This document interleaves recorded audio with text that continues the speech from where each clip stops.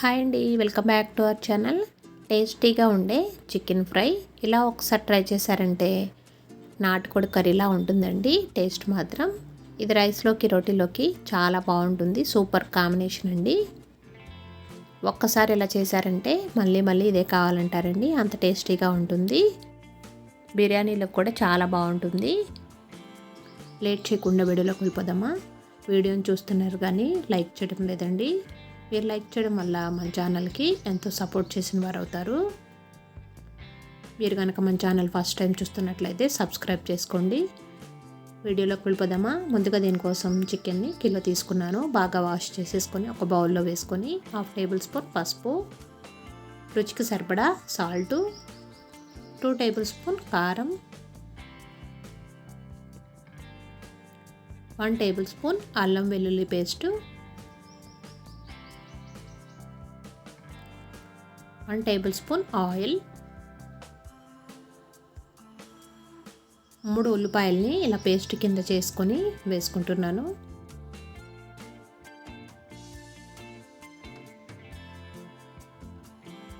ఇందులో పెరుగు కావాలంటే వేసుకోవచ్చండి, నేనైతే వేయడం లేదు. ఇప్పుడు వీటన్నింటినీ చికెన్కి బాగా పట్టేటట్టు కలుపుకోవాలి. మీరు కనుక చికెన్ ఫ్రైని మార్నింగ్ చేసుకోవాలనుకుంటే నైటే కనుక ఇలా కలిపి పెట్టుకున్నారంటే చికెన్ టేస్ట్ అనేది మరింత బాగుంటుందండి. లేదా టైం లేకపోతే ఒక 1/2 అవర్ అయినా కానీ ఇలా కలిపేసి పక్కన పెట్టుకొని అప్పుడు చికెన్ ఫ్రై చేసుకున్నారంటే చాలా రుచిగా ఉంటుంది. చికెన్ని ఇలా కలిపేసి పక్కన పెట్టుకోవాలి. ఇప్పుడు స్టవ్ వెలిగించి ప్యాన్ పెట్టుకొని 1 కప్పు ఆయిల్ వేసుకోవాలి. ఆయిల్ హీట్ అయిన తర్వాత 2 టేబుల్ స్పూన్ జీడిపప్పు, ఇలాచి, చెక్క, లవంగాలు వేసుకోవాలి. 2 బిర్యానీ ఆకు కూడా వేసుకొని వీటన్నింటిని దోరగా వేయించుకోవాలి.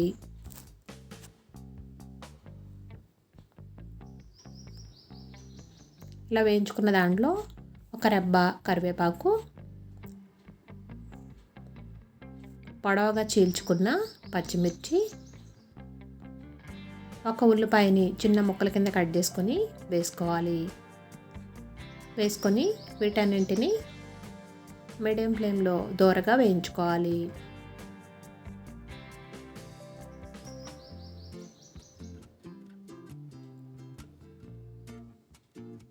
ఉల్లిపాయలు బాగా వేగిన తర్వాత మనం ముందుగా కలిపెట్టుకున్న చికెన్ని వేసేసుకోవాలండి. ఇలా చికెన్ వేసుకొని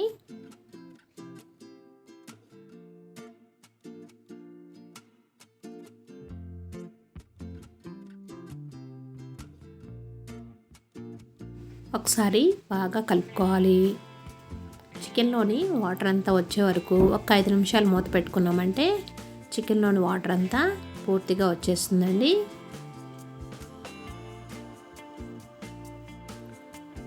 ఈ విధంగా కలుపుకొని ఇప్పుడు మూత పెట్టుకుందాం. చికెన్కి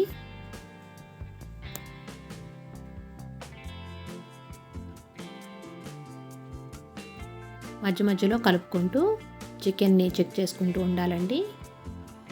చికెన్లోని వాటర్ అంతా పూర్తిగా వచ్చేసింది కదా. ఇప్పుడు మూత తీసేసుకొని ఈ వాటర్ అంతా బాగా దగ్గరగా అయ్యే వరకు కుక్ చేసుకోవాలి.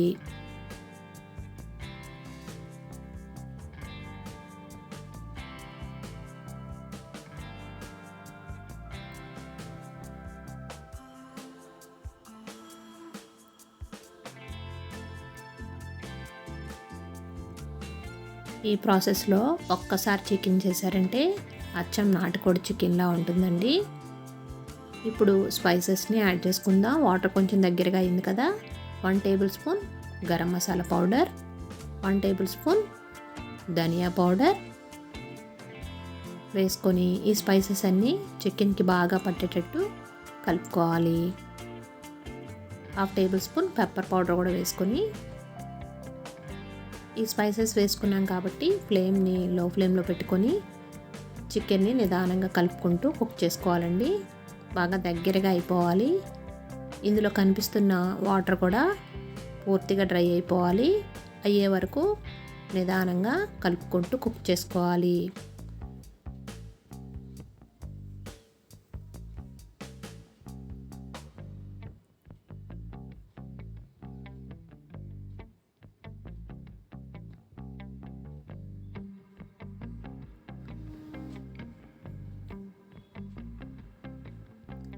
ఒకసారి సాల్ట్ చెక్ చేసుకొని కావాలంటే సాల్ట్ని కూడా యాడ్ చేసుకోవాలి. ఒక 2 నిమిషాలు మూత పెట్టుకుందాం.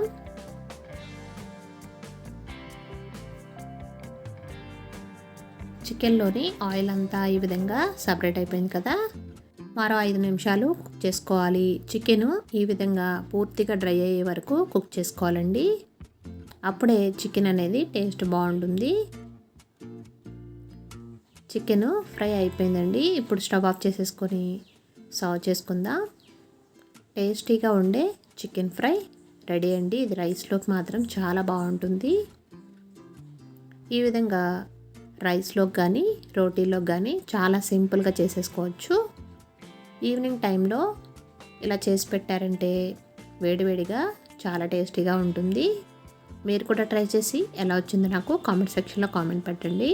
వీడియో నచ్చితే తప్పకుండా లైక్ చేయండి. ఫ్రెండ్స్కి రిలేటివ్స్కి షేర్ చేయండి. మన ఛానల్ ఫస్ట్ టైం చూస్తున్నట్లయితే సబ్స్క్రైబ్ చేసుకోండి. మీరు కూడా ట్రై చేసి ఎలా వచ్చిందో నాకు కామెంట్ సెక్షన్లో కామెంట్ పెట్టండి. ప్లీజ్ లైక్ చేయండి, షేర్ చేయండి, సబ్స్క్రైబ్ చేసుకోండి. ఎమీ చికెన్ ఫ్రై రెడీ అండి. Thanks for watching.